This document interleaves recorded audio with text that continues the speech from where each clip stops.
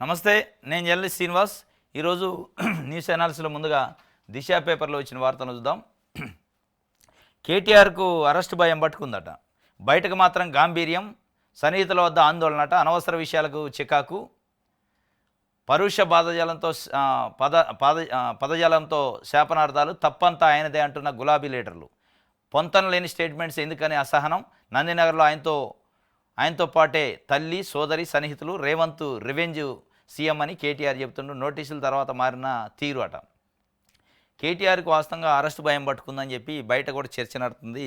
దిశ paper వార్త రాసింది. ఎందుకు అంటే గతంలో ఈ ఫార్ములా ఈ రేసింగ్ కేసులో 55 కోట్ల అవినీతి జరిగింది అది అని బయట వార్తలు వస్తుంటే విలేకరులు అడిగితే, అవును నేనే ట్రాన్స్ఫర్ చేయమని చెప్పిన, దాంట్లో తప్పే ఉంది, నేను బరాబర్ ఒప్పుకుంటున్నా కదా అన్నాడు. డైరెక్ట్గా బయట అడ్మిట్ అయిపోయాడు వీడియోలో.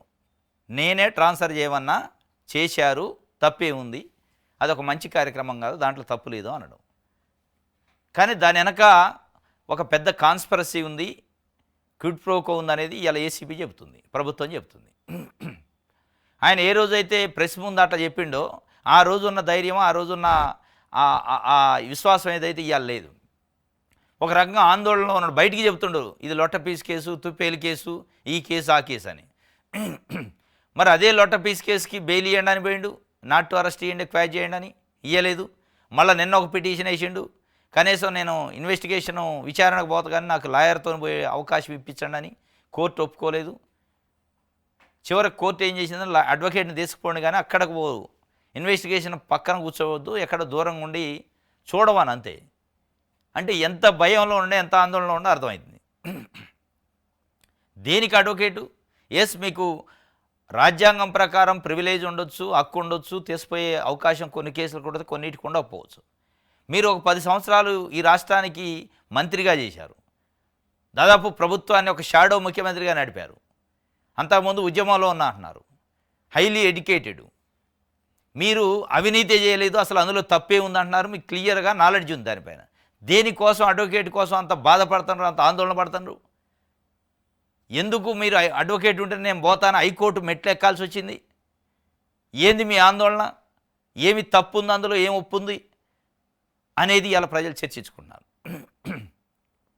మీరు నిజంగానే మొదట్లో అన్నట్టు ఏముంది అందులో తప్పు, నేనే ట్రాన్స్ఫర్ చేయమన్నా అనే అంత విశ్వాసం ఈరోజు ఎందుకు లేదు? అంటే 7 దాకా వస్తుంది అనుకోలేదా? ఉత్తినే మీడియా అడిగింది కాబట్టి కొట్టిపారేసినట్టు కొట్టిపారేయచ్చు అనుకున్నరా? ఎస్, ఏం చేస్తారో ఏసీబీ ఆఫీసర్లు ఒకరు మిమ్మల్ని అడిగితే క్రాస్ క్వశ్చన్స్ అడుగుతారు, చెప్పలేరా? 3rd degree ప్రయోగిస్తారా? గతంలో మీరు 10 ఏళ్ళు చేసినప్పుడు ఇట్లాంటివి ఏమైనా చేశారా? ఎందుకు భయపడతారో మీతోని పని చేసిన 10 సంవత్సరాల ఆఫీసర్లే కదా వాళ్ళు. కోర్టు మెట్లెక్కిండు లాయర్ని తీసుకోవడం కోసం కూడా. అంటే ఆందోళనలో తప్పనిసరిగా ఉండు. మొత్తానికైతే ఈరోజు ఇన్వెస్టిగేషన్ ఉంది. నిన్న అరవింద్ కుమారు ఐఏఎస్ ఆఫీసర్ని విచారణ చేశారు, దాంట్లో చాలా కీలకమైన పాయింట్లు చెప్పిండట ఆయన. కేటీఆర్ఏ స్పష్టమైన ఆదేశాలు ఇచ్చిండు, మేము చెప్పినాం ఇది ఇల్లీగల్ అని, అయినా వినలేదు, మనదే గవర్నమెంట్ వస్తుంది, లైట్ తీసుకోండి, కొట్టేయి, డబ్బులు పంపించేయి అన్నాడు. దానికి ఫైల్ మూవ్ చేసినాం, ఫైల్లో మేము స్పష్టంగా చెప్పినాం కూడా, అయినా వినలేదు. దట్టు ఏ కంపెనీకి అయితే మా ట్రాన్స్ఫర్ చేసినా అది కేటీఆర్కి అత్యంత స్నేహితుడికి సంబంధించిన కంపెనీ అందులో ఉంది. ఫార్ములా ఈ రేసింగ్ కేసులో నెక్స్ట్ జెన్ ఏదో ఉంది కదా అది అని కూడా స్పష్టంగా చెప్పిండట. ఈ ఆయన ఇచ్చిన ఇన్ఫర్మేషన్, ఆయన చెప్పిన సమాచారాన్ని బట్టి ఇలా కేటీఆర్ని విచారణ చేసే అవకాశం ఉంది. ఆ విచారణలో ఆయన ఏమన్నా అడ్డదిడ్డంగా చెప్తే అరెస్ట్ చేసే అవకాశం కూడా ఉంది, దాంట్లో డౌట్ లేదు. ఎందుకంటే అరవింద్ కుమార్ నిన్న చాలా కీలకమైన విషయాలను బయటపెట్టిండు. ఆ కీలకమైన విషయాలను బేస్ చేసుకొని ఇలా ఇన్వెస్టిగేషన్ ఉంటుంది. ఆ ఇన్వెస్టిగేషన్ తర్వాత ఏం జరిగిద్ది అనేది అప్పుడు మనం చూడొచ్చు పరిస్థితిని బట్టి. దీని తర్వాత ఈడీ వచ్చే అవకాశం ఉంది, ఇంకొక ప్రమాదం. ఒకవేళ ఇవాళ ఏసీబీ అరెస్ట్ చేసినా కానీ వెంటనే వీళ్ళు బెయిల్ అది ప్రాసెస్ చేసే లోపల ఈడీ మళ్ళీ పీటీ వారెంట్తో వస్తుంది. ఈడీ అరెస్ట్కి అవకాశం ఉంది. ఈడీ పిఎంఎల్ఐ యాక్ట్ కింద, ప్రివెన్షన్ ఆఫ్ మనీ లాండరింగ్ కిందకి ఇట్లా అరెస్ట్ చేస్తే బెయిల్ అంత ఈజీ కాదు, చాలా టైం పట్టింది. ఇవన్నీ చిక్కుముళ్ళు ఉన్నాయి. అందుకే ఆయన ఆందోళన పడుతుండు, భయం పడుతుండు. లాయర్ల సమక్షంలో విచారణ కుదరదు, ఏసీబీ ఎంక్వైరీని గ్లాస్ రూము నుంచి అడ్వకేట్ చూడొచ్చు అన్నదట. కుదరదా అన్నది. డైరెక్ట్ లాయర్ పోయి ఏదంటే అది ఆడ పక్కన కూర్చొని చెప్పడం లేదు, గ్లాస్ ఉన్న రూమ్లో కూర్చోబెట్టి అక్కడ నుంచి చూడడం అన్నది. ఏమిటో చూసి ఏం చేస్తారైనా? వాళ్ళు ఆయన అడిగేది అయితే ఆపలేడు కదా. ఇదంతా అనవసరంగా చేసుకోండి. ఏదో ఒక టెన్షన్ పడుతున్న వాతావరణం ప్రజల్లో కలిగేటట్టు కేటీఆర్ చేసిండు పిటిషన్ వేసి.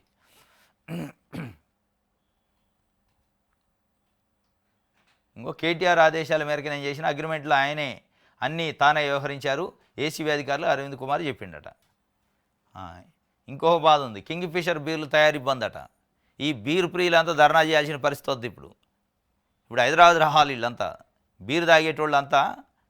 ఎందుకంటే వచ్చేది ఎండాకాలం, లాస్ట్ సమ్మర్లో కూడా ఇబ్బంది అయింది, బీర్లు దొరకలే, ధర్నాలు చేశారు, కలెక్టర్లకు రిప్రజెంటేషన్లు ఇచ్చారు, మంచిర్యాలనే ఎక్కడో మాకు బీర్లు అందియండి సక్కర. కానీ మళ్ళీ ఇప్పుడు ఆ టైం వస్తుంది, సమ్మర్ వస్తుంటే వాళ్ళు మేము కింగ్ ఫిషర్ సంస్థ అట యూబీఐ మేము ఇయ్యము, చేతులు ఎత్తేసారు, మాకు ధరల పెంచట్లా, మనలో బిల్లు సరిగి ఇవ్వట్లేదు, మీకు బీర్లే సప్లై చేయమన్నారట. యునైటెడ్ బ్రెవరేజ్ సంచలన ప్రకటన, ప్రభుత్వం నుంచి 900 కోట్ల బకాయిలోనే 2019 నుంచి రేట్లలో మార్పు లేక భారీ నష్టాలు, సెబీకి లేఖ ద్వారా తెలిపిన కంపెనీ 33% ధరలు పెంచాలని డిమాండ్ చేస్తారు. బీర్ల కంపెనీలు గుత్తాధిపత్యం చేసే ప్రయత్నం చేస్తున్నాయి, ఒత్తిళ్లకు తలొగ్గేది లేదని మంత్రి జూపెల్లి అంటాడు. మీరే ఒగ్గుతారు మళ్ళా, వీళ్ళు ఊకోరు జనాలు బీర్లు దొరకపోతే, వాడు ధర పెంచపోడు వాడుకోడు. కాబట్టి ఇక పెంచుతూ 30 కాకపోతే 15, 20 పెంచుతూ అని ఒప్పుకోవాల్సి వస్తుంది. ఇగో ఇది రావాలి ఎవరికి? రాష్ట్రంలో ఉన్న రైతాంగానికి కూడా. రాష్ట్రంలో ఉన్న రైతాంగం కూడా మేము క్రాప్ హాలిడే ప్రకటిస్తాం, ఒడ్లు బండియం, కాటన్ బండియం, మొక్కజొన్న బండియం, మాకు ఈ ధర ఇస్తేనే మేము పండిస్తామని అందరు కాడి కింద వేసి కూర్చోవాలి, అప్పుడు సెట్ అయింది. ఇప్పుడు కంపెనీలు సంఘాలు వాళ్ళు డెడ్ లైన్లు పెట్టి వాళ్ళ డిమాండ్లు సాధిస్తారు, కానీ పాపం రైతాంగం డిమాండ్లు కాదు, వాళ్ళు పండించిన పంటను ఆడ పోస్తే అడ్డీకి పావు చేరుకునే పరిస్థితి, అడ్డంగా దిడ్డంగా వాళ్ళకి న్యాయమే జరగట్లే పాపం. కానీ ఇట్లాంటి బడా కంపెనీలు డెడ్ లైన్లు ఇస్తున్నాయి ప్రభుత్వానికి, నువ్వు పెంచుతావా పెంచవా, లేదంటే మేము సప్లై చేయమనే పరిస్థితికి వచ్చింది. ఇక మనం కూడా రైతాంగం కూడా ఆ పరిస్థితి ఉండాలి. మీరు కనీసం ఒక కింటాకి 2500 ఇస్తానంటేనే మేము పండిస్తాం, లేదా కింటాకు 3000 ఇస్తానంటే పండిస్తాం, లేదంటే కాడి కింద వేస్తాం అంటే అనే పరిస్థితి ఉండాలి. ఆ యూనిటీ వస్తే రైతాంగం సమస్యలు కూడా ఇట్లా పరిష్కారం అవుతాయి. ఇంకొక వార్త, గేమ్ చేంజరు, టికెట్ల ధరల పెంపు పర్మిషన్ ఇచ్చిన రాష్ట్ర ప్రభుత్వం, బెనిఫిట్ షోకు నిరాకరణ, హోంశాఖ special chief secretary Ravi Gupta ఉత్తర్వులు జారీ చేసిండు. ముఖ్యమంత్రి రేవంత్ రెడ్డి గారు అసెంబ్లీ సాక్షిగా మాట్లాడిండు, తెలంగాణలో బెనిఫిట్ షోలు లేవు, తెలంగాణలో టికెట్ల ధర పెంచం, అదనపు షోలు ఉండవు అని చెప్పి. అది నెల కూడా కాలే, 15 రోజులు అయినట్టుంది. అసెంబ్లీ సాక్షిగా ప్రకటించండు, ఎమ్మటే పెంచారు నిన్న. ఎంత దారుణం అంటే, game changer cinema Ram Charan గారిది, చిరంజీవి కొడుకు. దీని నిర్మాత దిల్ రాజు గారు ఫిల్మ్ డెవలప్మెంట్ కార్పొరేషన్ చైర్మన్, ఇప్పుడు గవర్నమెంట్లో ఉండి ఆయన కూడా ఒక గవర్నమెంట్ సంస్థకి చైర్మన్. శ్రీ వెంకటేశ్వర క్రియేషన్స్ అని దాని పేరు. వాళ్ళు దరఖాస్తు చేశారు నిన్న, మాకు బెనిఫిట్ షోకి అవకాశం ఇవ్వండి, లేదంటే ఇంకొక 5 షోలు చేస్తారు మామూలుగా అయితే, ఇంకొక 6వ షోకి అవకాశం ఇవ్వండి అంటే 6వ షోకి అవకాశం ఇచ్చారు. మళ్ళీ టికెట్ల ధర కూడా 100 రూపాయల నుంచి 150 పెంచుకోవడానికి అవకాశం ఇచ్చారు. మరి ముఖ్యమంత్రి అసెంబ్లీలో చేసిన ప్రకటనకు విలువే ఉన్నట్టు యూటర్న్ తీసుకున్నారు. అంటే దిల్ రాజు గారు మీ కార్పొరేషన్ చైర్మన్ కాబట్టి ఆయన సినిమా కాబట్టి ఇచ్చుకుంటారా? మరి మీరు పెద్ద పెద్ద మాటలు చెప్తారు. ఏమైంది, కాలు ఇరిగిందా, చెయ్యి ఇరిగిందా, కడుపు నొచ్చిందా, అల్లు అర్జున్ కాడికి పోయి ఎందుకు పరామర్శిస్తారంటే ప్రజలు హర్షించారు, వాస్తవమే కదా ముఖ్యమంత్రి గారు చెప్పిందని. మరి ఇవాళ కాలు ఇరిగిందా, చెయ్యి ఇరిగిందా, లేకపోతే అప్పుల్లో ఉన్నారా సినిమా నిర్మాతలు, ఎందుకు పెంచారు అని అడుగుతున్నారు ప్రజలు. ఏమైంది, ఎక్కడ దివాలా తీశారు, ఏ సినిమా ఇండస్ట్రీలో రైతులు లేక ఆత్మహత్యలైనవి? ఇవాళ రైతులు అప్పులు పాలై ఆత్మహత్యలు చేసుకుంటుంటే, ఒడ్లు దేశపోతే తేమ శాతం ఉందని, మొక్కజొన్నల దేశపోతే తేమ శాతం ఉందని, పెసలు దేశపోతే తేమ శాతం ఉందని, మిర్చి దేశపోతే ఇంకోటని ధరలు అడ్డీకి పావు షేరుకి అడుగుతున్నారు. వాళ్ళు డిమాండ్ చేస్తారు, పాపం మాకు ఇంకొక 10 రూపాయలు పెంచండి అని. ఎవడన్నా పెంచిండా? కానీ టికెట్ల ధరలు పెంచడం 100 నుంచి 150. దరఖాస్తు పెట్టుకుంటే వితిన్ అవర్స్లో సర్క్యులర్ పాస్ అయ్యండి మేము. అదే రైతులు రోడ్లెక్కి గోస పెడతారు, మాకు తేమ శాతాన్ని ఎగ్జామ్షన్ వేయండి, వర్షాలు వచ్చి తడిసినాయి అంటే ఎవడన్నా మాట్లాడిండా?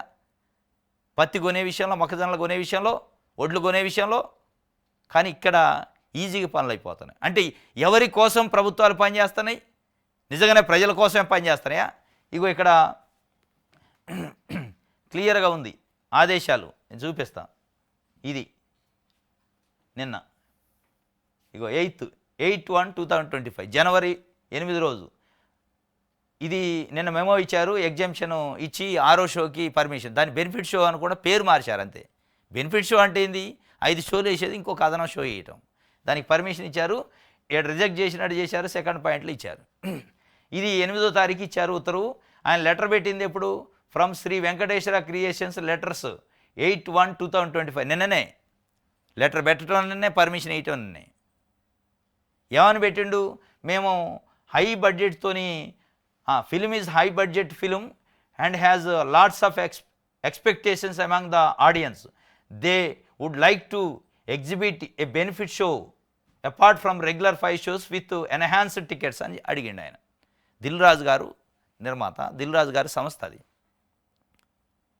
అసలు అప్లికేషన్ పెట్టుకోవటం ఏం దరిద్రంగా. ముఖ్యమంత్రి గారు స్వయంగా 15 రోజుల క్రితం అసెంబ్లీలో ప్రకటించిండు, తెలంగాణలో బెనిఫిట్ షోలు లేవు, అదనపు షోలు లేవు, టికెట్ల ధరలు పెంచాము అని ప్రకటించాక ఫిల్మ్ డెవలప్మెంట్ కార్పొరేషన్ చైర్మన్ దాన్ని అమలు చేయాలి కదా. అమలు చేయాల్సిన ఫిల్మ్ డెవలప్మెంట్ కార్పొరేషనే ముఖ్యమంత్రి ఆదేశాలను పాటించాల్సిన దిల్ రాజు గారే దరఖాస్తు పెట్టుకుంటే ఎవడికి చెప్పుకోవాలా? ఎడిపోతున్న వ్యవస్థ.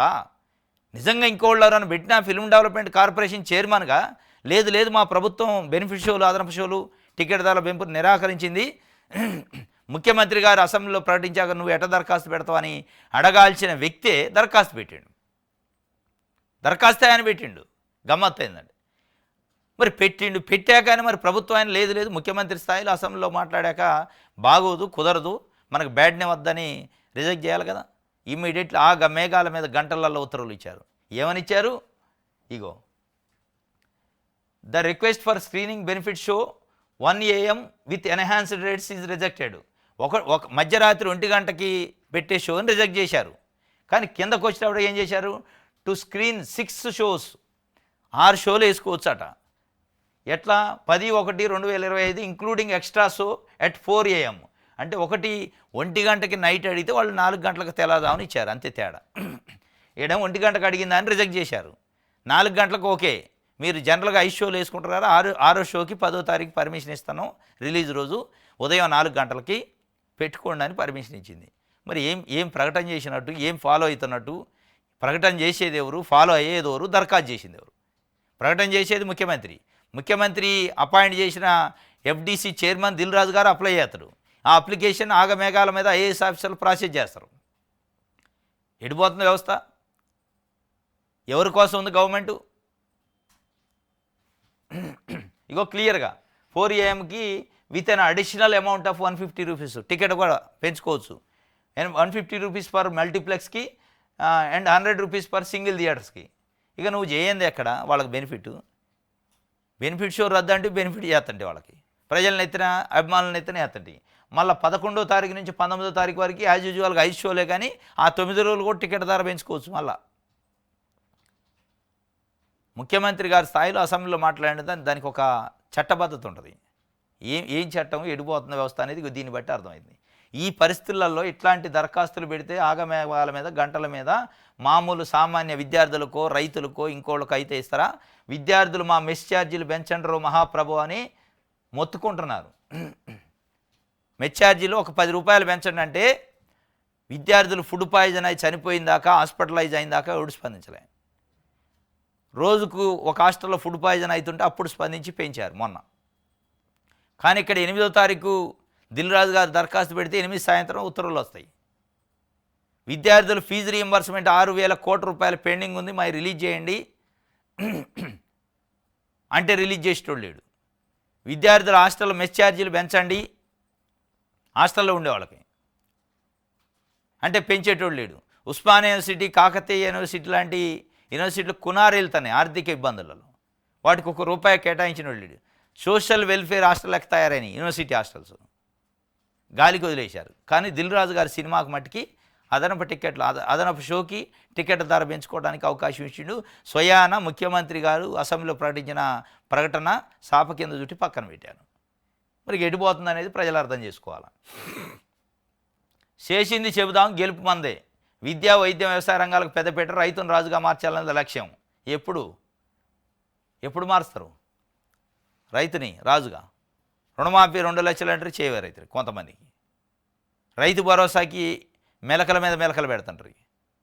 ఎప్పుడు చేస్తారు రైతును రాదు చేసిందట చెప్తారట గెలుపు మందేనట. మరి ఏం చేశారు ఏం చెప్తారో చూడాల.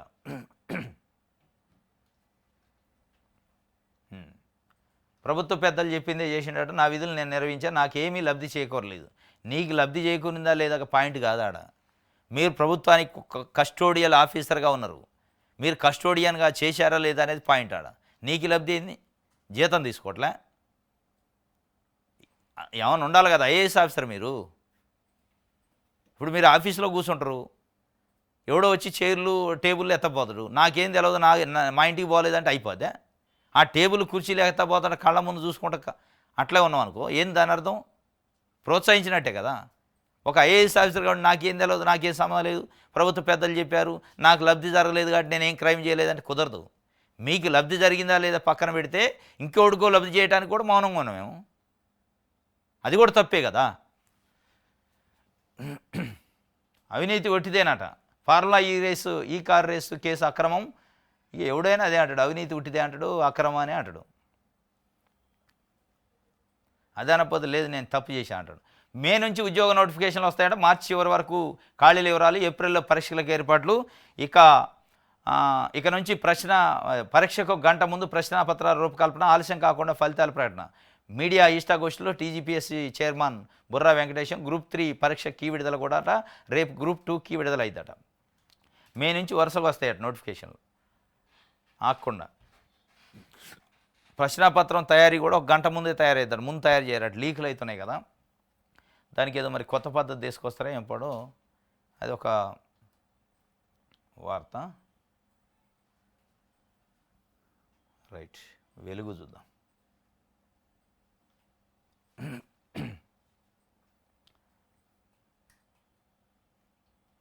ఫార్ములా అగ్రిమెంట్లు చెల్లింపులన్నీ కేటీఆర్ డైరెక్షన్లోనే ఆయన చెప్పినట్టు చేసినాం, మేము సొంత నిర్ణయాలు తీసుకోలేదు. ఏసీబీ విచారణలో ఏఎస్ అరవింద్ కుమార్ వెల్లడి. అనధికారిక చెల్లింపులపై బిఎల్ఎన్ రెడ్డిని ప్రశ్నించిన ఈడీ. ఫార్ములా ఈ రేసు కేసులో ఏసీబీ ఈడీ దర్యాప్తు షురు. ఏసీబీ ముందు అరవింద్, ఈడీ ముందు బిఎల్ఎన్ రెడ్డి హాజరు. హెచ్ఎండిఏ నిధుల విడుదలకు ఆర్థిక శాఖ అనుమతులు తీసుకోలేదన్న అరవింద్. అత్యవసర పరిస్థితుల వల్లే అట్లా చేయాల్సి వచ్చిందని వ్యాఖ్య. అత్యవసరం అంటే ఆడ వరదలు వచ్చినాయా, మంటలు లేచినాయా, ఏముంది అందులో? అత్యవసరం ఏముంది? అత్యవసర పరిస్థితి ఏంది? హాస్పిటల్లో పేషెంట్లు ఉండి ఆడ చచ్చిపోతుందంటే అత్యవసరం, వరదలు వచ్చి కొట్టపోతుందంటే అత్యవసరం, లేదా ఫైర్ యాక్సిడెంట్ జరిగితే అత్యవసరం. ఏంది అత్యవసరం అందులో? అరే వరదలు వచ్చి వరదలలో పంటలు నష్టపోయి ఆస్తులు నష్టపోయినోడికి 6 నెలలకో సంవత్సరానికో నష్టపరిహారం ఇస్తారు. ఇక్కడ ఫార్ములా ఈ రేసింగ్ కేసుకి ట్రై పార్టీ అగ్రిమెంట్లో ఒక పార్టీ వెళ్ళిపోగానే ఈ పార్టీ ఎంటర్ అయింది తెలంగాణ మున్సిపల్ శాఖ. కొట్టు వాడికి 55 కోట్లని కొడుతుంది, పంపిస్తారు డబ్బులు. అత్యవసరం అని చెబుతుంటారు. దేనికి అత్యవసరం? అంతా నేను కేటీఆర్ డైరెక్షన్లో పనిచేసిన అంటుండు.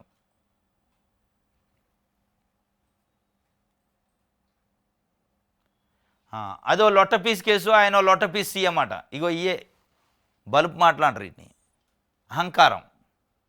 లొట్టపీస్ కేసు ఏంది, లొట్టపీస్ సీఎం ఏంది? సీఎం లొట్టపీస్ సీఎం అంటారా? ఇప్పుడు మీ నాయన కూడా 10 ఏళ్ళు చేసిండు ముఖ్యమంత్రి, మరి ఆయన్నే సీఎం అనాలా అంటారు అట్లా? అప్పుడు ఎవరైనా కామెంట్ చేస్తే, బండి సంజయ్ లాంటి వాళ్ళు కామెంట్ చేస్తే ముఖ్యమంత్రిని పట్టుకొని పదవి కన్నా గౌరవం ఇవ్వాలి అనేదిగా, మరి ఇవాళ ఇయ్యరా? సరే రేవంత్ రెడ్డి మీకు నచ్చపోవచ్చు, పొలిటికల్గా మీకు వాళ్ళకి రైవల్ ఉండొచ్చు, లొట్టపీస్ సీఎం ఏంది? మరి కేసులో కూడా లొట్టపీస్ కేసు ఏంది? మరి అదే లొట్టపీస్ కేసుకి నాకు స్టే ఇవ్వండి బాబు అని బతిలాడుకుంటూ జడ్జి కాడికి పోతుంది కదా. మళ్ళీ అదే లొట్టపీస్ కేసుకి కదా నిన్న పోయి నాకు లాయర్ని అనుమతించండి. లొట్టపీస్ కేసుకి లాయర్ ఎందుకు? ఉట్టి నువ్వు పోయినా ఏదో ఒకటి చెప్పి రావచ్చుగా. అదే ఏసీబీ అధికారులకి ఏముందా ఇందులో లొట్టపీస్ కేసు, నేను చెప్పాను మీరు అడగా అంటే అయిపోయా. దానికి మళ్ళీ పిటిషన్ వేసి నాకు హైకోర్టులో పిటిషన్ వేసుకొని నాకు అడ్వకేట్ని అనుమతించండి, అడ్వకేట్ ఎమ్మటి వచ్చేటట్టు చెప్పండి అని హైకోర్టు జడ్జిని ఎందుకు బతిలాడుకోవాలా పిటిషన్ వేసి? ఇగో ఇదే ఆంబా మాటలేమో ఇట్లుండే, శాతలేమో మళ్ళా వేరే రకంగా ఉండే.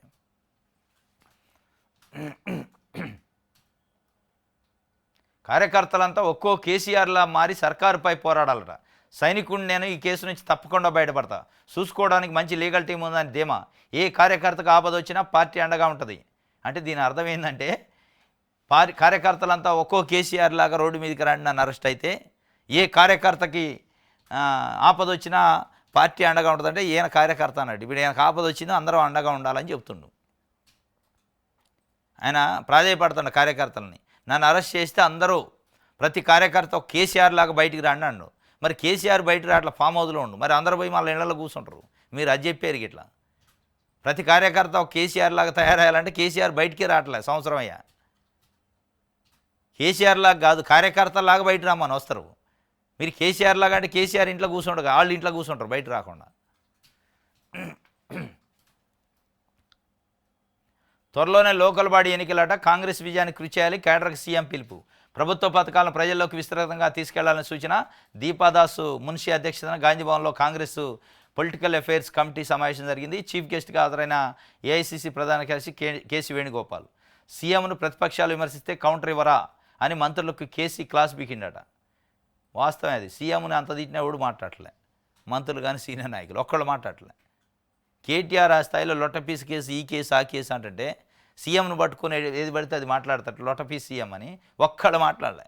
ఒక్కడంటే ఒక్కడు అడ్డదిడ్డంగా మాట్లాడుతున్నారు బీఆర్ఎస్ నాయకులు కొంతమంది. అయితే ఒక్క కాంగ్రెస్ నాయకుడు బయటకు వచ్చి మాట్లాడేటోడు లేడు అనేది వాళ్ళు మాట్లాడుకుంటున్నారు. కాంగ్రెస్ కార్యకర్తలు కూడా అనుకుంటున్నారు ముఖ్యమంత్రి నా స్థాయిలో తిడుతుంటే ఒక్కడు మాట్లాడలేదు ఏందని.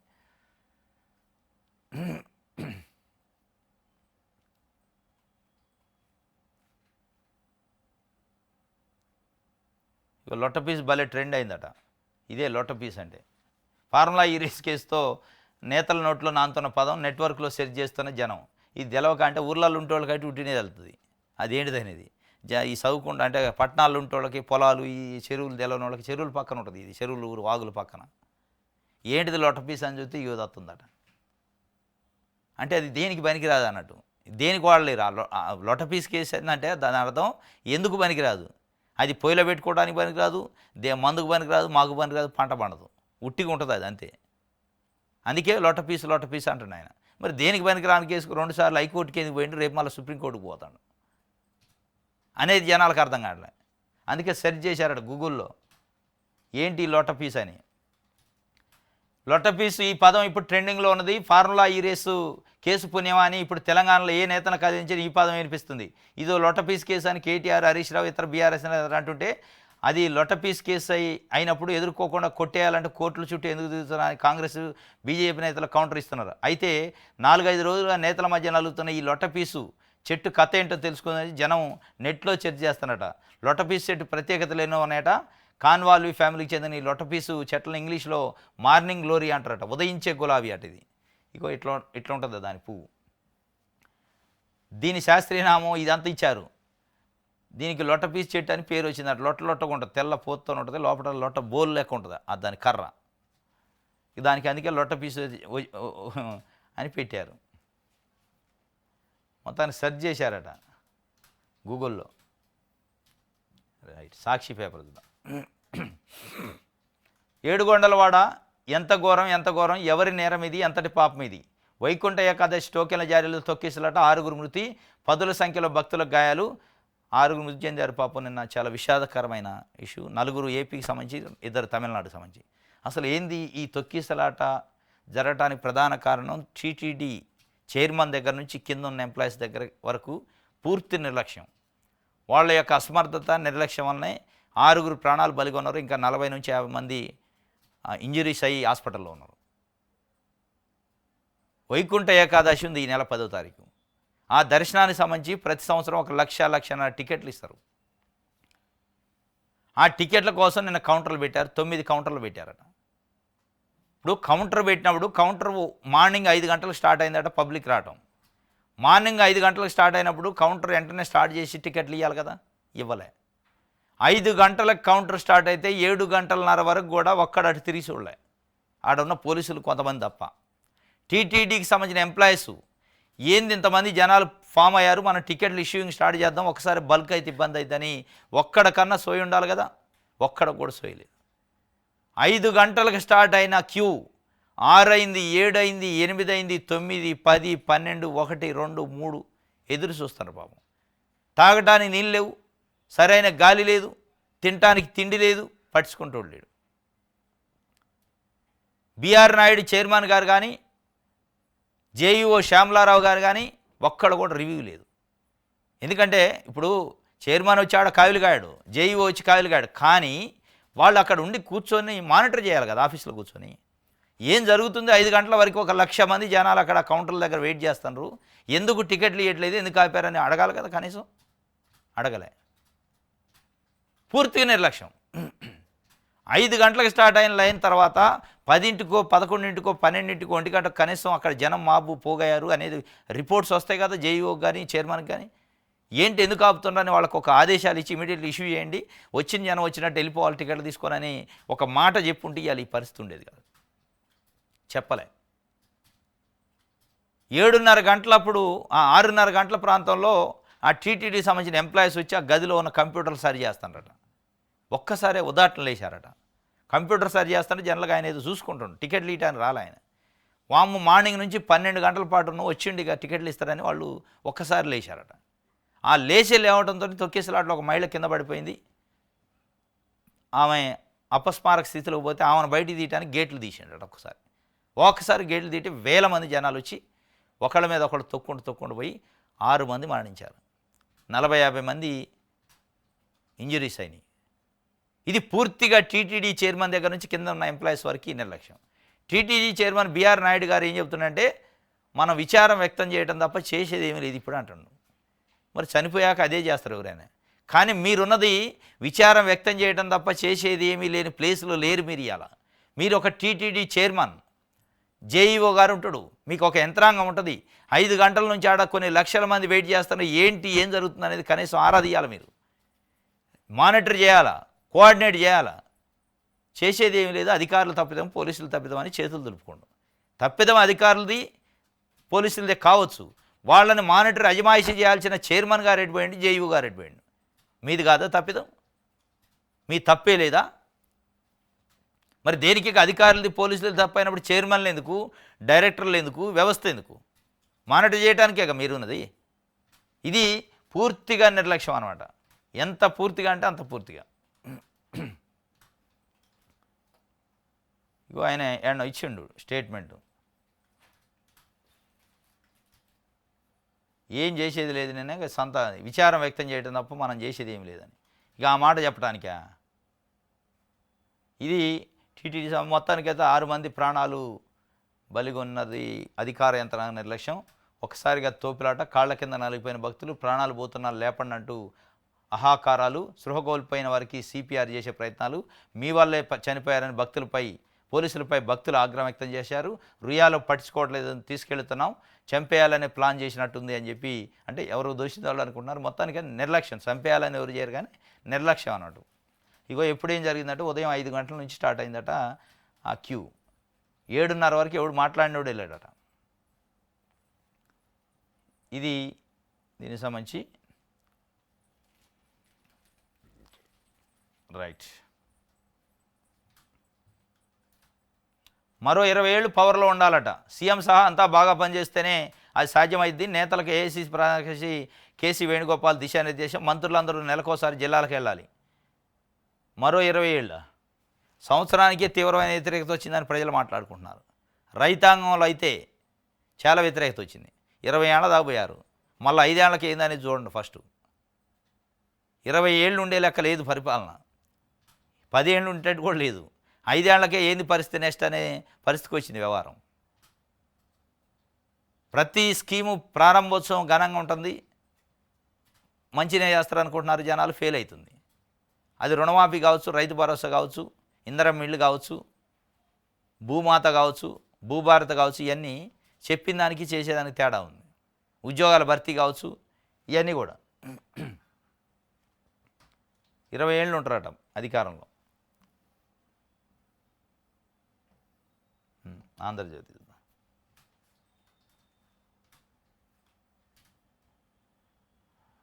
అంతా కేటీఆర్ చేశారు. ఫార్ములా ఈ కార్ రేసు ఒప్పందంలో చెల్లింపులని ఆయన కనుసరణలు జరిగాయి. నిబంధనల ఉల్లంఘన గురించి మంత్రికి చెప్పాము, మళ్ళీ మనదే అధికారం, ప్రొసీడ్ అన్నారు. ప్రభుత్వం అధికారిగా మంత్రి చెప్పినట్టు చేశాను, ప్రజాధన దుర్వినియోగాన్ని అడ్డుకోలేకపోయాను. Ace next gen company KTR స్నేహితుడిదట. రేసు నిర్వహణలోకి పురపాలక శాఖను లాగారు ఏసీబీ ఛానల్లో అరవింద్ కుమార్ వెల్లడి. 6 గంటల పాటు సుదీర్ఘంగా సాగిన విచారణ. అంతా ఆయన చెప్పినట్టు చేసిన నాదేమీ లేదు అంటాడు. ఇప్పుడు ఏస్ నెక్స్ట్ జెన్ అనే కంపెనీ కేటీఆర్ స్నేహితుడు అని తెలుసు, ఆయనకు లబ్ధి చేకూరుస్తుండని తెలుసు, అని తెలిసాక మీరు ఎందుకు మరి తలకాయ ఊపారు? మీరు సబార్డినేట్ కాదు కదా, ఐఏఎస్ ఆఫీసరు. ఆయన చెప్పినట్టు చేయడానికి మీరుంది. ఇప్పుడు చెప్పినట్టు అంటే చెప్తే ఆదేశాలు పాటించాలా, కానీ నోటు రిజెక్ట్ చేసే అధికారం కూడా మీకు ఉంటుంది. మీకు తెలుసు అంటున్నారు కేటీఆర్ స్నేహితుడిది ఆ కంపెనీ, దానికి లబ్ధి చేకూర్చడానికే చేసిండని మీరు అని చెప్తున్న మాట. మరి తెలిసాక కూడా ఎట్లా చేశారు మీరు? అంటే స్పష్టంగా మనం క్రైమ్ చేస్తున్నామని తెలుసు, కాకపోతే మళ్ళీ మంది అధికారం అంటే అధికారం ఇచ్చే జనాలు ఇగో ఈ లంగా పనులు చేయడానికే. అంటే మళ్ళీ అధికారం ఇస్తే ఏ లంగా పని చేసినా చెల్లుబాటు చేసుకోవచ్చు అనే. మళ్ళీ మంది అధికారం అంటే అడిగేటోడు లేడు, ప్రజల అధికారం ఇచ్చి వదిలేస్తారమని పట్టించుకోరనే. ఇది అరవింద్ కుమార్ నేను చెప్పిన దాన్ని బట్టి అలా కేటీఆర్ ఇన్వెస్టిగేషన్ ఉండే అవకాశం ఉంది. కార్యకర్తలను పట్టించుకోండి అని చెప్పి కాంగ్రెస్ కార్యకర్తలు గగ్గోలు పెడుతున్నారు. నేను కేసీ వేణుగోపాల్ ముందు ఎవడు పట్టించుకోవట్లే కార్యకర్తలని. త్వరలో స్థానిక ఎన్నికలు.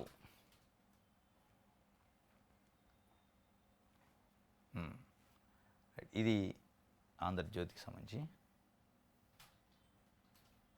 ఈనాడు చూద్దాం.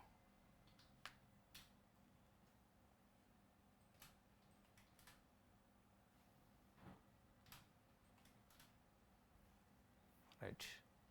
మంత్రులంతా ప్రజల్లోకి వెళ్ళాలట, నామినేటెడ్ పదవులను వెంటనే భర్తీ చేయాలి, ప్రతి జిల్లాలో నెలకోసారి మంత్రులు ప్రజా దర్బార్ నిర్వహించాలంట. ప్రజల్లోకి వెళ్తుంటే తిరుగుతుండలే, కానీ అక్కడ పసలేదు. ప్రభుత్వం నుంచి సరిగ్గా పనులు లేనప్పుడు ఉట్టికి ప్రజల్లో తిరిగితే ఎవడు పడుచుకుంటాడు? ప్రజల్లో ఎంత తిరిగారనే దానికంటే అక్కడ వాళ్ళకి ఏం మేలు జరుగుతుంది అనేది ఇంపార్టెంట్ అక్కడ. ఇది ఈనాడుకి సంబంధించి. ఎస్, ఇది ఈరోజు న్యూస్ అనాలిసిస్. రేపు తాజా వార్తలతో తిరిగి కలుసుకుందాం. Thank you.